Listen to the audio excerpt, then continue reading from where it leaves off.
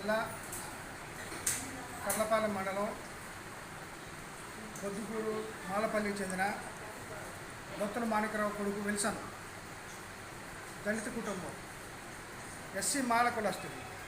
వీళ్ళు 2008లో బొవ్వ నాగలక్ష్మి గారు వాళ్ళ అమ్మగారు మర్రి ధనలక్ష్మి వాళ్ళ దగ్గర 2008లోనే భూమి కొన్నారు.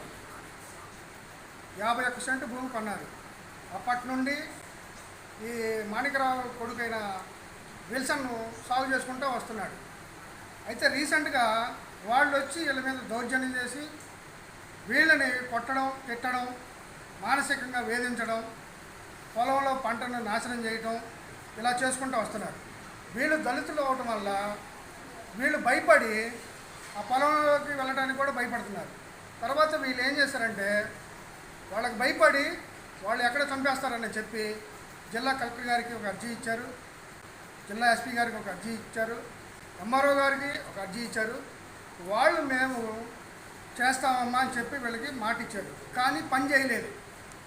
వీళ్ళందరినీ మ్యానిపులేట్ చేస్తున్నాడు అక్కడ ఉన్న కర్లపాలెం ఎస్ఐ గారు మళ్ళీ ఈరోజు వీళ్ళ పొలంలోకి ఫినిషింగ్ వేసుకోవడానికి ఆ ట్రాక్టర్లు కానీ బరిగొడ్లు కానీ రాకుండా చేను చుట్టూ ఫినిషింగ్ వేసుకోవడానికి ఈరోజు పొలంలోకి వెళ్తే ఆ మర్రి నాగలక్ష్మి అనే వాళ్ళ అమ్మ మువ్వ నాగలక్ష్మి వాళ్ళ భర్త నాగేశ్వరరావు అనే అతను ఈ విల్సన్ని గుండెలకేసి నెట్టడం వల్ల కింద పడి స్పృహ కోల్పోయాడు. తర్వాత జీజీహెచ్ బాపట్లకి తీసుకొచ్చి ట్రీట్మెంట్ చేస్తున్నారు.